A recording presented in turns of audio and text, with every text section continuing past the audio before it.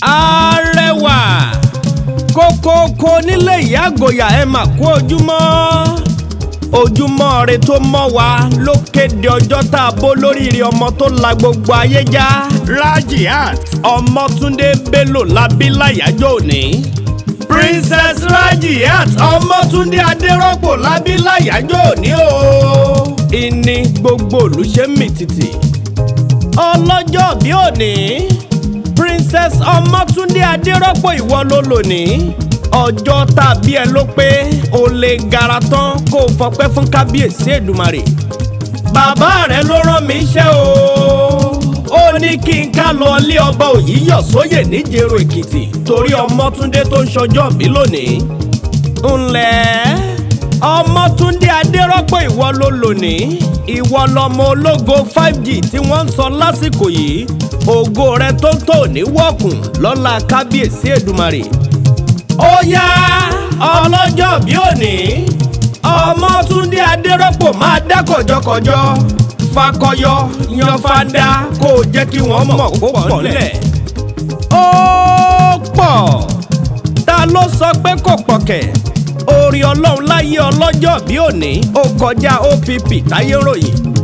Ọlọ́jọ́ bí òní o Ọmọ́túndé o ti ṣọdún èyí náà kórí ó dá ọ sí kó o sì túnṣe míì. Ó ti yá sọ̀rọ̀ Ọmọ́túndé sọ̀rọ̀ sókè kó fẹnu ọpẹ́ dúpẹ́ fọ́bọ̀ lọ́pẹ́tọ́pẹ́tọ́ sí tó jẹ́ kó rọ́jọ́ òní láyọ̀. Ǹlẹ́ Ọmọ́túndé ládé orí ọ̀kín tí òjò tẹyẹkẹyẹ ni wọ́n fi gbé. Ẹ máa yọ́nú sí Rajiat tó ń ṣọjọ́ bí lónìí. Ó yá ọmọ wọn níjẹ̀rọ Èkìtì tẹ́wọ́ àdúrà kó máa ṣàmì. Ire lójú owó rí kójú ẹ ó máa ríre. Ọlọ́jọ́ bí òní kọjú kú lọ́lá kábíyèsí Èdùmàrè. Happy birthday to you Rajiat Ọmọ́túndé. Every April 9 is your day. Tọdún 2021 ló pé ìní gbogbo ìlú ṣe ń bọ̀ yọ̀. Ó ti yá jẹ́ǹkì ọdẹ́lẹ̀ bàbá tó bí ẹ lọ́mọ.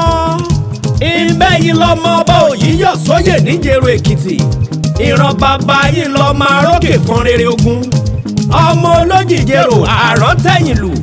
A kì í dífá alẹ́ nílé bàbá yín o. Ẹ̀yin lọ́mọ àgbẹ̀dẹ onílé Ògún. Aṣèdí Ògún yìgbóyìgbó. Ẹ̀yin lọ́mọ wá tí ìjọlọ́kọ tí kì í jàmọ̀tẹ́kùn. Ṣé ẹ kì í kú jẹ ẹran bẹ̀fẹ́ nílé bàbá tó bí yín lọ́mọ? Ṣẹ́yìn lọ́mọ arókè fún rere ogun. Ẹ̀yin lọ́mọ àgbàgbà òkè ẹ̀fọ̀n. Améwí ọdún korokoro. Ọlọ́jọ́ bí òní o. Rajiat Mbókí àjà abímọ gígùn lẹ́fọ̀n. Gbogbo ẹ̀ láyé lágílítì ni wọ́n kí lé bàbá tó bí ẹ lọ́mọ. Ẹ̀yin lọ́mọ òkúkú igbá àgbẹ̀ kìjọkìjọ bí àdán. Ẹ̀yin lọ́mọ wá ọmọ ẹkùn. Ẹ̀yin lọ́mọ apanájarí àná nílé bàbá tó bí yín lọ́mọ. Ọlọ́jọ́ bí òní o Rajiat Ọmọ́túndé Adérọ́pò. Tó bá wá ń gbọ́ kíkì yìí bàbá rẹ Taofik Abíọ́dún Adékòrédé Bello ló ní máa kí ẹ pé happy birthday to you.